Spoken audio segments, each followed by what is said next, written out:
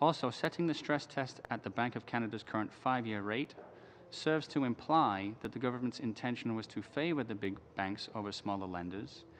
The rate is set by the mode of the big 5 banks' posted rates, which in effect allows the banks to control the rate that creates their competitive advantage.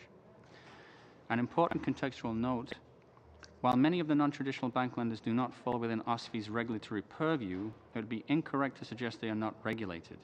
Each province has its own regulations related to mortgage lending, and non-traditional bank lenders statistically originate mortgage loans with equivalent or slightly better default rates than the banks.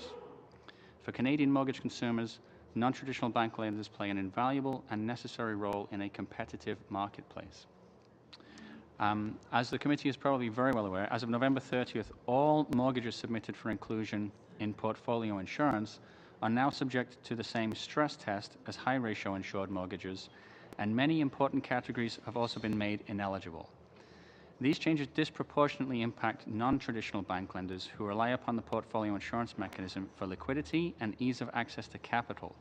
And as an example of the impact of these changes, Genworth Canada estimated in October 2016 that if submitted today, approximately 1/3 of their total volume of mortgage insurance written would no longer be eligible. Banks can take loans onto their balance sheets. Smaller lenders do not have the same capital volumes to effectively compete. So as a result, all ineligible portfolio insurance mortgage products now have to be financed by the smaller lenders through other private capital mechanisms, which makes their products more costly for consumers and therefore uncompetitive. Question is, obviously, we know the situation in some local markets, especially Vancouver, Toronto, and Regina as well. What could the federal government have done differently? What should have been the federal government's prescription to prevent or to reduce the overeating in those markets, while not affecting the other markets and having those adverse consequences that you talked about? Well, I guess here's a couple of options that they could have done.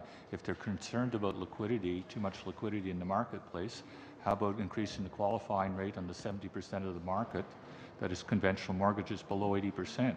If you want to reduce liquidity in the marketplace, what about increasing the down payment that people have to have on mortgages, on conventional mortgages? Certainly that was the case prior to 2007, to the last amendments in the Bank Act. That would be one option. Certainly taking away the ability of Canadians to have other options is very anti-competitive and doesn't help Canadians achieve their dreams of home ownership. So there would be a couple of options.